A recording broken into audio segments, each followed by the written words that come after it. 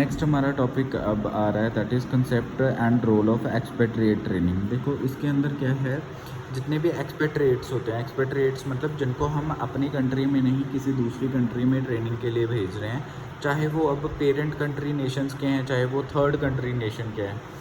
Third country nation होता है जो कि ना तो पेरेंट से जहाँ पे कंपनी का हेडक्वार्टर है वहाँ से बिलोंग करते हैं, ना ही वो जहाँ पे सेटअप कर रहे हैं उसका यूनिट कंपनी का वहाँ से बिलोंग करते हैं, किसी थर्ड कंट्री से बिलोंग करते हैं। तो जितने भी एक्सपेट्रिएट्स होते हैं, चाहे वो पेरेंट कंट्री के हैं, चाहे वो थर्ड कंट्री नेशन के हैं, उनको सिलेक्ट किया जाता है with in that multinational existing operation. जो भी उनकी पेरेंट कंट्री है, पेरेंट कंपनी है, पेरेंट हेडक्वार्टर है, तो उसी में से ही हम एग्जिस्टिंग एम्प्लॉयज़ को एज अ एक्सपेट्रिएट हम चूज़ करते हैं कि ये बंदे को हम भेजने वाले हैं, है ना। या फिर हमारे पास और भी तरीके होते हैं कि हम बाहर से किसी को हायर कर ले, एक्सपेट्रिएट बना लें उसको, बट मोस्टली हम क्या करते हैं, कंपनी के अंदर से ही चूज़ करते हैं। एक बार वो बंदा चूज़ कर लिया, हमने सिलेक्ट कर लिया एक्सपेट्रिएट पोजीशन के लिए, देन हम क्या करते हैं उसको प्री डिपार्चर ट्रेनिंग के लिए उसको भेजा जाता है। प्री डिपार्चर ट्रेनिंग जो है बहुत ही क्रूशियल स्टेप है, ताकि एक्सपेट्रिएट्स को इफ़ेक्टिवनेस उसको सक्सेस उसकी जो है अब्रॉड के अंदर, ठीक है, जहाँ पे हम उसको असाइनमेंट कंट्री में भेज रहे हैं, उसको हम जो है कंसिडर किया जाता है। क्योंकि कहीं ना कहीं इफ़ेक्टिवनेस जो है वो कल्चरली थोड़ा सा टफ हो जाता है, क्योंकि न्यू जगह पे उसको भेजना है जहाँ पे कल्चर डिफरेंट है।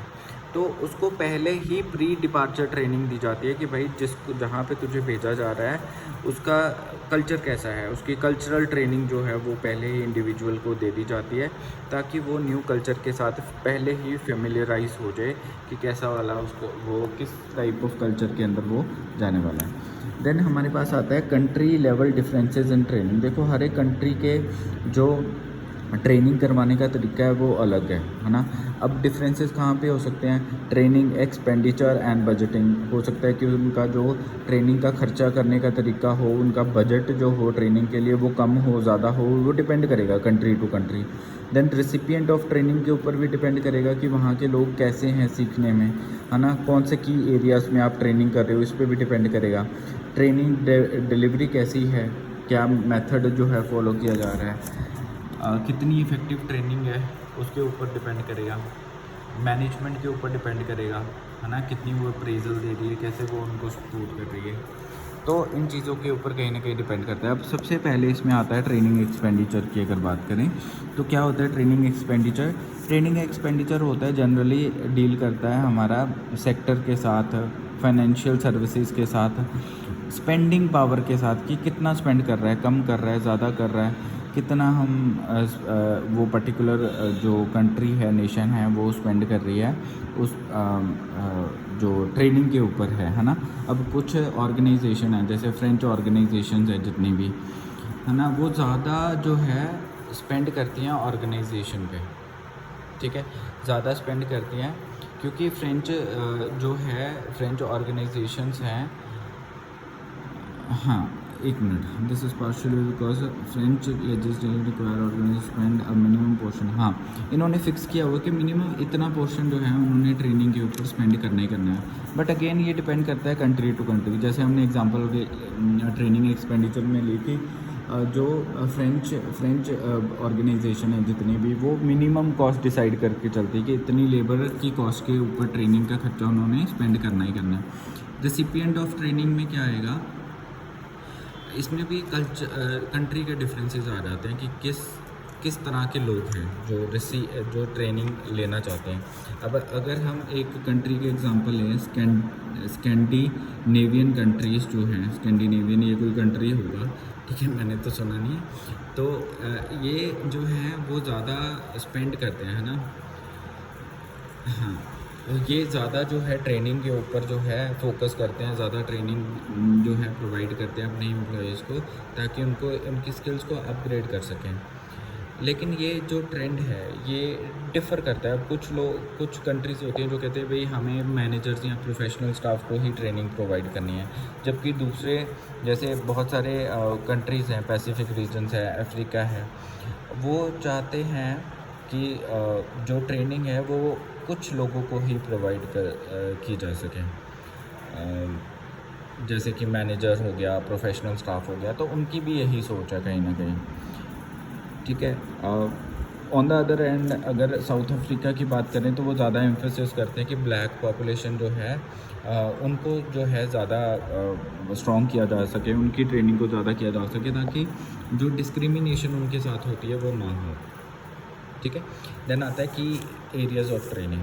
की एरियाज़ होते हैं कि कौन सी एरिया में हम ट्रेनिंग जो है हमें करवानी चाहिए। जैसे कि फॉर एग्ज़ाम्पल हम बात करें एशिया में, एशिया के अंदर हमारा सारे आ जाते हैं जितने भी कंट्री हैं, इंडिया हो गया, है ना, ये सारे कंट्रीज़। तो इसके अंदर जो है आईटी ट्रेनिंग बहुत इंपॉर्टेंट है। जैसे मैंने बताया कि इन्फोसिस का जो ट्रेनिंग क्वार्टर है वो मैसूर में उन्होंने स्पेशली खोला हुआ है। तो इसमें यहाँ पे इंडिया में जो है आईटी ट्रेनिंग बहुत ज़्यादा कॉमन है ना।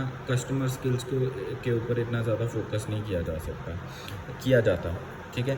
तो नॉर्थ अमेरिका और यूरोप की बात करें तो वो ट्रेनिंग किस बेहाफ पे देते हैं कि भाई कितनी परफॉर्मेंस कितनी बढ़िया है उसकी, तो परफॉर्मेंस देख के फिर डिसाइड करते हैं कि इस बंदे को ट्रेनिंग पे भेजना है या नहीं भेजना है। देन ट्रेनिंग डिलीवरी में आता है there is a growing interest in training being delivered through computer based packages. तो कहीं ना कहीं कंप्यूटर बेस्ड पैकेजेस ट्रेनिंग जो है आजकल दी जा रही है, जो कि बहुत ज़्यादा डिपेंड करती है आपके इंटरनेट पे पर्टिकुलरली, है ना। तो इस चीज़ के ऊपर जो है ये चीज़ डिपेंड करती है। देन आता है the monitoring of training effectiveness.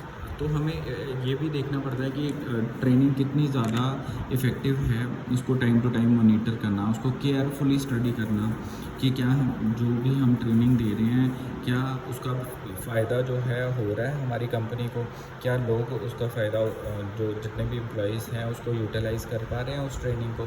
तो इस चीज़ को बहुत ही ध्यान से केयरफुली स्टडी करना पड़ता है। फॉर एग्ज़ाम्पल अगर बात करूँ फ्रेंच, इटालियन और ब्रिटिश ऑर्गेनाइजेशंस की, ठीक है, तो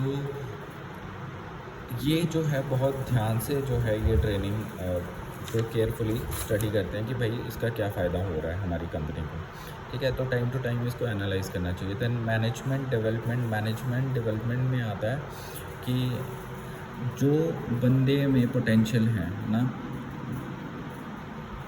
तो वही जो है सक्सेसफुल हो सकता है, ठीक है। अब जैसे मैं बात करूँ मैनेजर्स जो होते हैं वही इम्पोर्टेंट रोल प्ले करते हैं, है ना, जो कि डिसीजन ले सकते हैं, सेंसिबल डिसीजंस ले सकते हैं। तो जितने भी आपका नॉर्थ अमेरिका, यूरोप है ना, उनका ऑब्जेक्टिव क्या रहता है कि वो ऐसे बंदों को चुने जिनमें पोटेंशियल है, जो सक्सेसफुल हो सकते हैं, और देन अकॉर्डिंगली जो है उनकी डेवलपमेंट की जाती है, उनको ट्रेनिंग की जाती है। तो ओवरऑल तभी जो कंपनी है वो ग्रो कर सकती है। देन आता है components of effective pre departure training programme. कौन कौन से कंपोनेंट्स होते हैं जो प्री डिपार्चर ट्रेनिंग प्रोग्राम्स में काम आते हैं। सबसे पहले कल्चरल अवेयरनेस प्रोग्राम होता है, देन मेरा ट्रेनिंग इन कल्चरल डाइवर्सिटी होता है, देन उसके बाद आता है प्रीलिमिनरी विजिट, लैंग्वेज ट्रेनिंग आता है मेरे पास। लैंग्वेज ट्रेनिंग के अंदर अलग अलग ट्रेनिंग्स आती हैं, then practical assistance, training to train, HCN training, ठीक है। तो ये कुछ ट्रेनिंग आती हैं हमारे इस पार्ट के अंदर जो है हमारा components of effective pre departure training programme. इसके अंदर सबसे पहले कल्चरल अवेयरनेस प्रोग्राम आता है, जहाँ पे हमें ये ध्यान रखना है कि कल्चरल अवेयरनेस, है ना, जहाँ पे ट्रेनिंग के लिए बंदे को भेज रहे हैं, है ना, प्री डिपार्चर ट्रेनिंग देनी है हमने। कंपोनेंट्स कौन से हैं कल्चरल अवेयरनेस, तो हमें पहले उनको बताना पड़ता है कि वहाँ की हैबिट्स क्या हैं, वहाँ की प्रैक्टिसेस क्या हैं, वहाँ की ईटिंग हैबिट्स, बॉडी जेस्चर्स कैसे हैं लोगों के, कैसे वो रहना पसंद करते हैं, ताकि जो भी एम्प्लॉई हम भेज रहे हैं ट्रेनिंग के लिए उसको वहाँ पे कल्चर से रिलेटेड कोई भी दिक्कत ना आए, ठीक है। तो इसलिए कल्चरल अवेयरनेस प्रोग्राम जो है वो ऑर्गेनाइज़ किए जाते हैं। अब इसके अंदर ना एक आपका आर्टोंग बंदा था, उसने 5 कैटेगरीज प्री ट्रेनिंग की डिफ़ाइन की। पहली कैटेगरी थी area studies programme that include environmental briefing and cultural orientation. तो ओरिएंटेशन करवानी जहाँ पे उनको फेमिलियराइज करवाना कि एनवायरनमेंट कैसा है वहाँ का, वहाँ के लोग क्या खाना पीना पसंद करते हैं। देन कल्चरल असिमिलेटर्स कल्चर कैसा है उनका, लैंग्वेज कैसी है, लैंग्वेज ट्रेनिंग देनी, सेंसिटिविटी ट्रेनिंग देनी कि किस तरह के जो हैं आपको इश्यूज आ सकते हैं उस जगह पे, फील्ड एक्सपीरियंसेस कराने कि किस तरह के जो है वहाँ की जो एरियाज़ हैं किस तरह की हैं, फील्ड एक्सपीरियंसेस मतलब उस पर्टिकुलर में जॉब की किस तरह के एक्सपीरियंसेस हो सकते हैं आपके साथ, ठीक है। ऐसे ही मेंडल हॉल जो था उसने प्रपोज किया 3 डायमेंशनल ट्रेनिंग मेथड, जिसमें था low, medium and high level of training rigour. तो ये डिपेंड करता है एक्चुअली, जो उसने 3 डायमेंशन दिए ना, लो, मीडियम एंड हाई, ये डिपेंड करता है कि कितने महीने की ट्रेनिंग के लिए आप भेज रहे हो, ठीक है। जैसे यहाँ पे एग्जांपल दिया था कि अगर expected level of interaction is low, हमें लगता है कि कम इंटरेक्शन होनी है ना, और degree of similarity between individuals native culture is similar, है ना, ऑलमोस्ट सिमिलर है, तो host culture is high, the lecture और अच्छा the length of the training should probably be less. तो उस केस में आपका जो है ट्रेनिंग जो है वो 1 वीक से कम की होगी। तो इस वजह से हमें इसको कल्चरल अवेयरनेस प्रोग्राम को जो है उसको देख के चलेंगे। तो नेक्स्ट में करते हैं बाकी वाला पार्ट। Take care.